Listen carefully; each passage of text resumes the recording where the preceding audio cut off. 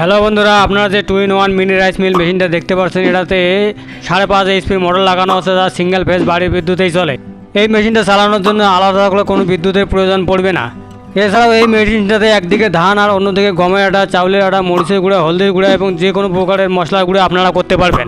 যদি নিতে চান স্ক্রিনে দেওয়া নাম্বারে ফোন করে যোগাযোগ করুন বা যোগাযোগ করে অর্ডার করুন। মেশিন আমরা আপনার বাড়িতে পৌঁছে দেবো, একদম ফ্রি হোম ডেলিভারি। মাত্র 2 থেকে 3,000 টাকা দিয়ে বুকিং করলে মেশিন আমরা আপনার বাড়িতে পৌঁছে দেবো।